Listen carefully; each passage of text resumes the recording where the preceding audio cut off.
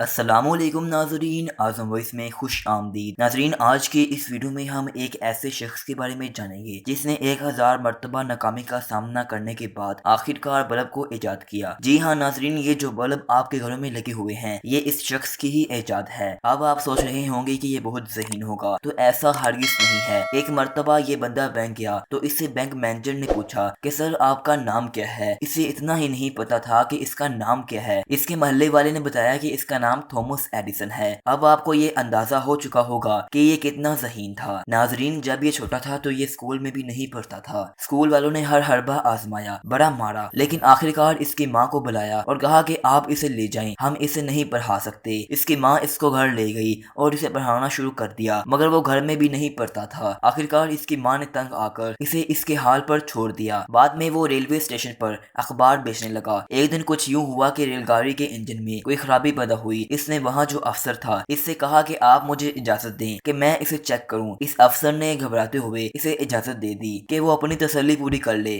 اس نے ایسا کارنامہ سر انجام دیا کہ ٹرین کے اس حصے میں آگ لگ گئی جہاں انجن تھا۔ وہ خود تو بچ گیا لیکن انجن ٹھیک کرتے کرتے ڈبے کو ہی تباہ کر دیا۔ پھر اس کے بعد کیا ہوا آئیے آپ کو بتاتا ہوں۔ اس کے بعد ناظرین، اس افسر نے اس کے منہ پر زوردار ایسا تھپڑ مارا کہ اس کے کان سن ہو گئے، یعنی اس کا سننا بند ہو گیا۔ اب وہ بہت خوش تھا کہ لوگوں کی بک بک نہیں سننا پڑے گی۔ تقریباً 12 سال کی عمر میں تھامس ایڈیسن نے تقریباً تمام سماعت کھو دی۔ اس کی سماعت کے نقصان کی وجہ سے کئی نظریات موجود ہیں۔ کچھ لوگ اسے سرخ رنگ کے بخار کے بعد کے اثرات سے منسوب کرتے ہیں جو اسے بچپن میں تھا۔ دوسرے لوگ اس کا الزام ایک کنڈکٹر پر لگاتے ہیں جب ایڈیسن نے سامان کی گاڑی میں آگ لگائی تھی۔ ایڈیسن نے خود اس کا الزام ایک ایسے واقعے پر لگایا جس میں اسے کانوں سے پکڑ کر ٹرین میں چڑھا دیا گیا، تاہم اس نے اپنی معذوری کی حوصلہ شکنی نہیں ہونے دی اور اکثر اسے ایک اثاثہ سمجھا، کیونکہ اس نے اس کے لیے اپنے تجربات اور تحقیق پر توجہ مرکوز کرنا آسان بنا دیا۔ تاہم بلا شبہ اس کے بہرے پن نے اسے دوسروں کے ساتھ معاملات میں زیادہ تنہا بنا دیا تھا۔ ناظرین، یہ بندہ بلب بنانے میں 1000 مرتبہ ناکام ہوا۔ اس دور میں بڑے بڑے سائنسدان بجلی کو روشنی میں تبدیل کرنے کی کوشش میں تھے، لیکن کسی سے یہ کام نہ ہو سکا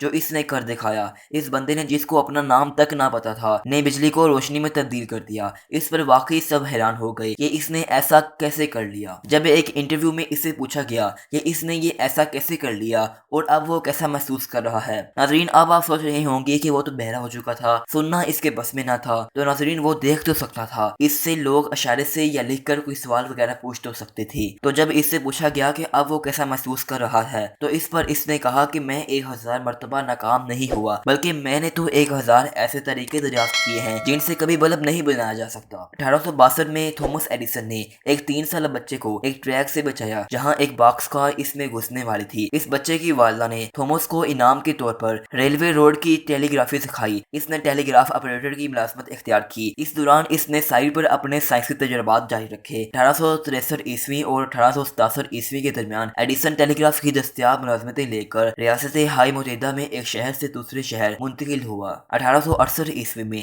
ایڈیسن بوسٹن چلا گیا جہاں اس نے ویسٹرن یونین کے دفتر میں کام کیا اور اپنی ایجادات پر مزید کام کیا۔ جنوری 1969 عیسوی میں ایڈیسن نے اپنی ملازمت سے استعفیٰ دے دیا تاکہ اپنا مکمل وقت چیزوں کی ایجاد کے لیے وقف کر دے۔ پیٹنٹ حاصل کرنے کے لیے اس کی پہلی ایجاد جون 1969 میں الیکٹرک ووٹ ریکارڈر تھی۔ سیاست دانوں کی جانب سے مشین کے استعمال میں ہچکچاہٹ کے باعث اس نے فیصلہ کیا کہ مستقبل میں وہ ایسی چیزیں ایجاد نہیں کرے گا جو کوئی نہیں چاہتا تھا۔ تھامس ایڈیسن 1869 عیسوی کے وسط میں نیو یارک شہر میں چلا گیا۔ ایک دوست نے ایڈیسن کو گولڈ انڈیکیٹر کمپنی کے ایک کمرے میں سونے کی اجازت دی جہاں وہ ملازم تھا۔ جب ایڈیسن وہاں ایک ٹوٹی ہوئی مشین کو ٹھیک کرنے میں کامیاب ہو گیا تو اسے پرنٹر مشینوں کو سنبھالنے اور بہتر کرنے کے لیے رکھا گیا۔ اپنی زندگی کے اگلے دور میں ایڈیسن ٹیلی گراف کے ساتھ کام کرنے والے متعدد منصوبوں اور شراکت میں شامل ہو گیا۔ اکتوبر 1869 عیسوی میں ایڈیسن نے اپنے دوست کے ساتھ مل کر پوپ ایڈیسن کمپنی کی تنظیم بنائی۔ ناظرین، برقی آلات کی ایڈیسن نے ٹیلی گراف میں بہتری کے لیے کئی پیٹنٹ حاصل کیے۔ یہ شراکت 1870 عیسوی میں gold and stock telegraph company کے ساتھ ضم ہو گئی۔ ایڈیسن اسٹاک پرنٹرز بنانے کے لیے